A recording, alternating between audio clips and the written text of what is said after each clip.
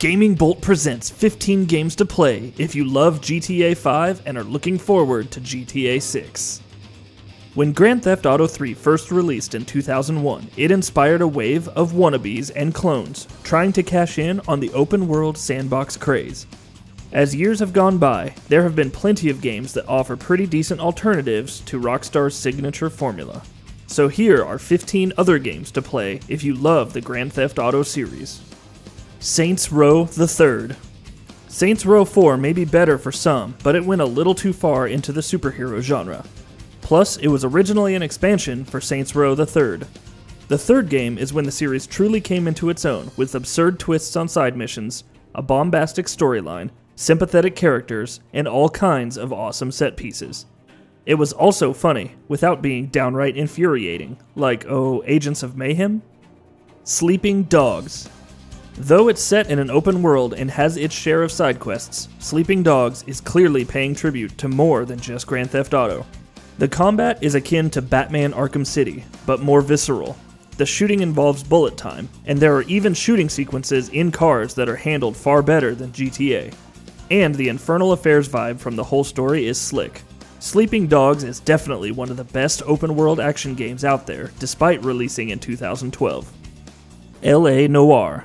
LA Noire doesn't try to create a massive open world like Grand Theft Auto, which is apparent in how its open world actually is. Instead, Rockstar took a more story-focused approach, introducing cases for players to investigate. These cases involved some real detective work, interrogating witnesses and what have you. The game's high production values, including its amazing facial animations and story, make it worth checking out, especially with the remaster coming out in November. Watch Dogs 2. Ubisoft's Watch Dogs 2 was a play at redemption for the IP, and while it didn't reinvent the open world genre, it did finally utilize the potential of its ideas. A new protagonist, Marcus Holloway, works with DedSec to combat CTOS 2.0, and that means completing various missions and gaining followers throughout San Francisco. Along with the less linear approach to the story, Watch Dogs 2 just improved on everything: driving, movement, gunplay, and characterization, to offer a pretty fun open-world experience. Crackdown. Despite all the nonsense affecting Crackdown 3, like delays and less than stellar impressions, Crackdown on the Xbox 360 remains a pretty fun experience. Set in the open-world sandbox of Pacific City, players have to take down various kingpins of crime to restore law and order. The kicker was that you could take any approach you wanted, and your agent was armed with augmented abilities for fighting legions of baddies. Say what you will about Crackdown's visuals, but the gameplay offers a good amount of choice in its open world. MAFIA 2. MAFIA 2's open world was a pretty big step down from its predecessor, even with how gorgeous it looked at the time. The era and tone, which took cues from mobster films, coupled with the strong story, made it fun. It also didn't hurt that the visuals and overall shooting mechanics were pretty good. As it stands, even with the lack of open world content, MAFIA 2 still delivers a great story that's worth checking out. Just Cause 2. When it comes to mayhem, there's no better drug than Just Cause. Just Cause 2 is the height of the franchise, mixing a dense open world with tons of side missions and activities with excellent action. Seriously, what other game lets you blow up a beached whale, or explore the island from Lost, while surfing on airplanes? Just Cause 3 may look better, but it just feels like Just Cause 2 has more to offer without bogging you down with the story. Yakuza 0.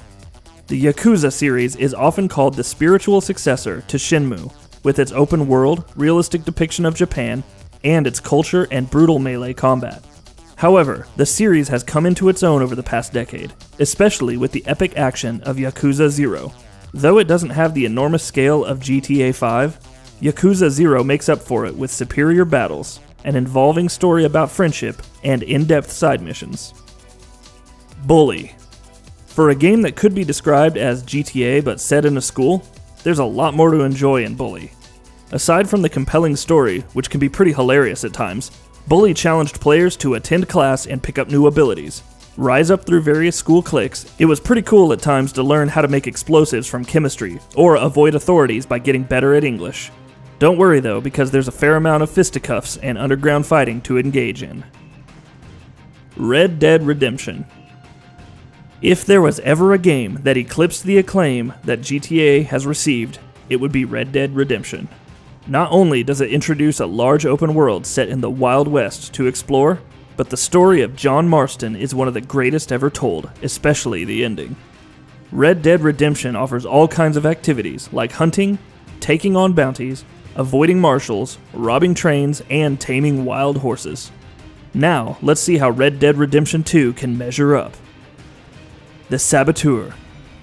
One of the more average open world games in the previous generation, The Saboteur takes place in Paris during the 1940s. The Nazis are in power and it's up to you to weaken them using stealth, destruction, and general murder.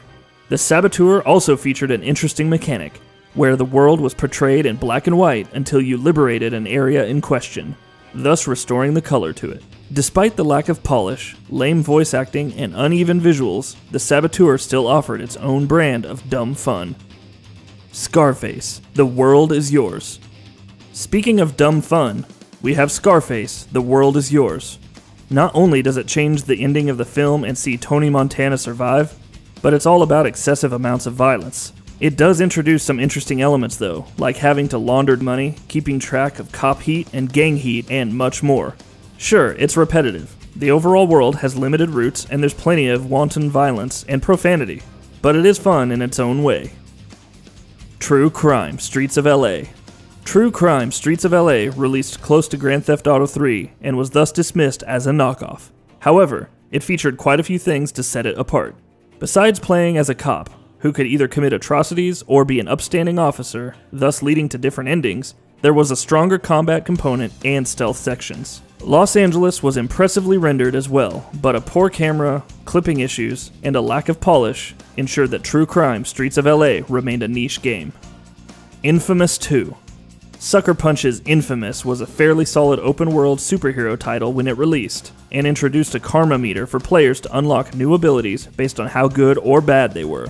Infamous 2 managed to improve several aspects of the original, like the combat, overall traversal system, and the sheer visual quality. The karma system didn't really offer much by way of ability diversity, while the camera and story were still pretty meh, but it was a better open-world experience overall. Total Overdose.